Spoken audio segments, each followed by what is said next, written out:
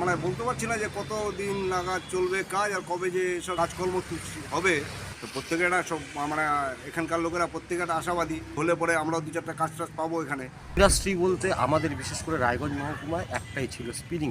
কৃষি নির্ভর কোনো যদি ইন্ডাস্ট্রি এখানে হয়, আমাদের জেলার সব দিক থেকেই উন্নতি হবে। যে আমাদের জেলায় তো সরকারি উদ্যোগে কোনো শিল্প নেই। আমরা বলেছিলাম এখানে যেগুলো র ম্যাটেরিয়ালস, জাত দ্রব্য উৎপাদন হয়, কৃষি নির্ভর সরকারি উদ্যোগে একটা শিল্প গড়ে তুলুক। যে স্পিনিং মিলটা বন্ধ হয়ে গেছে সেখানে। দীর্ঘ প্রায় 1 দশক ধরে বন্ধ হয়ে রয়েছে রায়গঞ্জের বগুড়ামে অবস্থিত স্পিনিং মিল। অলাভজনক শিল্পের তকমা নিয়ে বেশ কয়েক বছর আগেই বন্ধ হয়ে গিয়েছিল স্পিনিং মিলস লিমিটেড। তারপর থেকে রায়গঞ্জের কুলিক নদীর ওপর দিয়ে বয়ে গিয়েছে অনেক স্রোত। সরকারিভাবে স্পিনিং মিলকে ইন্ডাস্ট্রিয়াল হাব হিসাবে ঘোষণা করা হয়েছিল, কিন্তু ঘোষণায় সার। এখনো পর্যন্ত ছিটে ফোটাও শিল্প গড়ে উঠল না এই স্থানে। ফলে এই ইন্ডাস্ট্রিয়াল হাবের ভবিষ্যৎ কোথায় দাঁড়িয়ে তা নিয়ে উঠছে প্রশ্ন। জানা গিয়েছে একসময় রাজ্য সরকার বন্ধ স্পিনিং মিলের জায়গাটিতে WBIIDCর হাতে তুলে দিয়েছিল। বলা হয়েছিল সেখানে হবে টেক্সটাইল হাব, কিন্তু এখনো পর্যন্ত তা হয়ে ওঠেনি।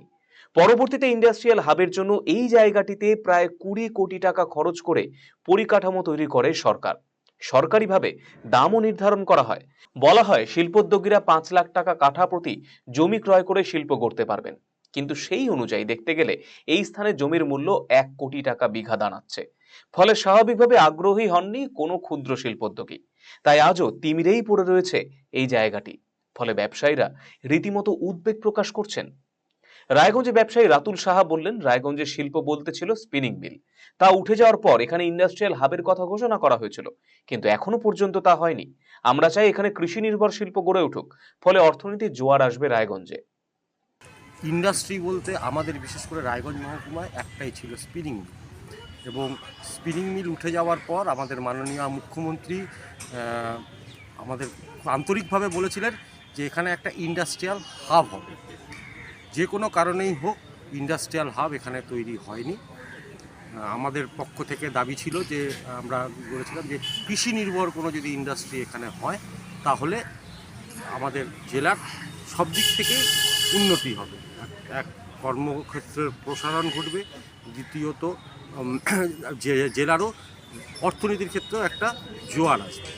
তো সেক্ষেত্রে আমরা রাজ্য সরকারের কাছে আবেদন রাখব, আমি ব্যবসায়ী হিসেবে আবেদন রাখব যে অনেকেই রয়েছে যারা পুঁজির অভাবে কিংবা জায়গার অভাবে সেরকম ব্যবসা করতে পারছে না।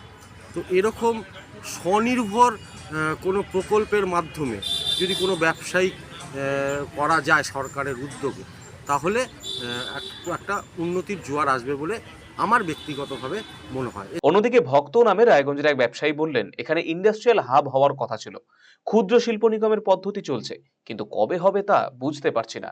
এটা হলে ব্যবসা বাণিজ্যের সমৃদ্ধি ঘটবে। ব্যবসায়ীরা সবাই আশাবাদী। বলছি এটা তো অনেকদিন ধরে চলছে, ইন্ডাস্ট্রিয়াল ক্ষুদ্র শিল্প নিগম একটা পদ্ধতি চলছে। মানে বলতে পারছি না যে কত দিন নাগাদ চলবে কাজ আর কবে যে এসবের কাজকর্ম হবে। তো এবার হলে পরে তো আমাদের মতো ব্যবসায়ীরা বেশি আনন্দ পাবো, যে ছোটোখাটো একটা জায়গা ফায়গা নিয়ে যদি আমরাও যদি সেরকম কোনো কাজকর্ম করতে পারি, তার সাথে সাথে আশেপাশের ব্যবসা বাণিজ্যও বাড়বে। ঠিক আছে, পরিবেশের একটা নতুন একটা গঠন তৈরি হবে, যে এখানে একটা ছিল স্পিনিং মিল ছিল, এখন ক্ষুদ্র শিল্প নিগম তৈরি হয়েছে। ঠিক আছে, তো প্রত্যেকে একটা সব মানে এখানকার লোকেরা প্রত্যেকে একটা আশাবাদী যে কিছু হলে পরে আমরাও দু চারটা কাজ টাজ পাবো এখানে। ঠিক আছে, তো সরকারের কাছে এটাই আমার বিনীত নিবেদন যে যত তাড়াতাড়ি সম্ভব যাতে প্রজেক্টটা চালু করা হয়। অন্যদিকে রায়গঞ্জ মার্চেন্ট অ্যাসোসিয়েশনের সাধারণ সম্পাদক অতনুমন্দু লাহিড়ী বললেন, দীর্ঘ কয়েক বছর ধরে বন্ধ রায়গঞ্জের স্পিনিং মিল। এখানে ইন্ডাস্ট্রিয়াল হাবের জন্য পরিকাঠামো তৈরি করা হয়েছে ঠিকই, কিন্তু জমির যে মূল্য নির্ধারণ করা হয়েছে তাতে আগ্রহী হচ্ছেন না কোনো শিল্পোদ্যোগী। সরকার এই ক্ষেত্রে ব্যবস্থা গ্রহণ করুক। প্রায় 20 বছরের অধিক হয়ে গেল সরকারি উদ্যোগে আমাদের জেলায় একটাই শিল্প ছিল, যেটা ওয়েস্ট দিনাজপুর স্পিনিং মিল। সেটা প্রায় 20 বছর হলো বন্ধ হয়ে আছে। তা আমরা তখন থেকেই দাবি রেখেছিলাম যে আমাদের জেলায় তো সরকারি উদ্যোগে কোনো শিল্প নেই। তা আমরা বলেছিলাম এখানে যেগুলো র ম্যাটেরিয়ালস, যেগুলো কৃষিজাত দ্রব্য উৎপাদন হয়, কৃষি নির্ভর সরকারি উদ্যোগে একটা শিল্প গড়ে তুলুক, যে স্পিনিং মিলটা বন্ধ হয়ে গেছে সেখানে। তাহলে কি হবে, আমাদের এই এলাকার কৃষকরা সুবিধা পাবে এবং এখানে অনেক এমপ্লয়মেন্ট জেনারেট হবে, কর্মসংস্থান হবে, জীবিকা নির্বাহ হবে। কিন্তু পাশাপাশি আমরা দেখতে পারলাম যে স্পিনিং মিলের জায়গাটা WBIIDC-কে দিয়ে দেওয়া হলো, West Bengal industrial infrastructural development কর্পোরেশনকে দিয়ে দিল জায়গাটা। তখন ওনারা ফার্স্ট সিদ্ধান্ত নিল যে এখানে একটা টেক্সটাইল হাব হবে। তাতে দেখা গেল দীর্ঘদিন তারা অ্যাপ্লিকেশন করে টেক্সটাইলের কোনো অ্যাপ্লিকেন্ট পায়নি। তখন সরকারি উদ্যোগে আমরা বলছিলাম, তখন WBIIDC চেয়ারম্যান ছিলেন রাজীব সিনহা, হোটেল ম্যারিয়টে সিআইআর মিটিংয়ে রায়গঞ্জ মার্চেন্টস অ্যাসোসিয়েশনের পক্ষ থেকে দাবি রেখেছিলাম যে এখানে শুধু টেক্সটাইল হাব হলে হবে না, এখানে যে সকল কাঁচামাল অ্যাভেলেবেল, কৃষিজাত দ্রব্য অ্যাভেলেবেল, সেই ধরনের শিল্প যাতে গড়ে উঠতে পারে সেই ধরনের একটা সুযোগ করে দেওয়া হোক। তখন স্পিনিং মিলটাকে কিন্তু ইন্ডাস্ট্রিয়াল পার্ক হিসাবে ঘোষণা করে সরকার প্রায় 18-20 কোটি টাকা খরচা করে পরিকাঠামো উন্নয়ন করলেন। তারপরে সরকার একটা নির্ধারিত দাম করলেন যে 5 লাখ টাকা করে কাঠা জমি নিতে হবে কোনো শিল্পোদ্যোগী বা উৎসাহী শিল্পোদ্যোগী যদি এখানে শিল্প করতে চায়।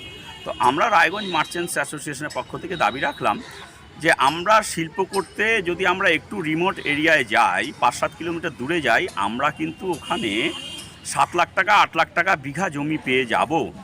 আজকে 5 লাখ টাকা বিঘা সরকার যে জমিটার দাম নির্ধারণ করছে তাতে 1 কোটি টাকা বিঘার দাম পড়ে যাচ্ছে। তাহলে আমাদের এই প্রান্তিক জেলার ক্ষুদ্র ব্যবসায়ীরা কিভাবে অত টাকা জোগাড় করে জমি কিনবে, তারপরে raw materials, machinery, working capital জোগাড় করতেই হিমশিম খেয়ে যাবে। আমরা জেলা শাসক মহাশয়ের সঙ্গে মিটিংয়ে আমরা প্রস্তাব রেখেছিলাম যে আমাদের ক্ষুদ্র প্রান্তিক এলাকার ব্যবসায়ীদের বিনামূল্যে জমি দেওয়া হোক এবং লিজ হোল্ডের পরিবর্তে ফ্রি হোল্ড করা হোক।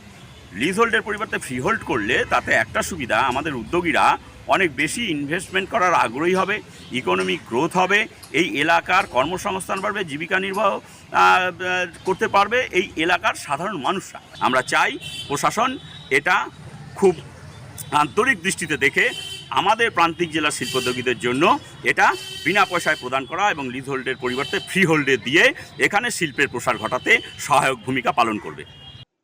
RCTV সংবাদ, রায়গঞ্জ।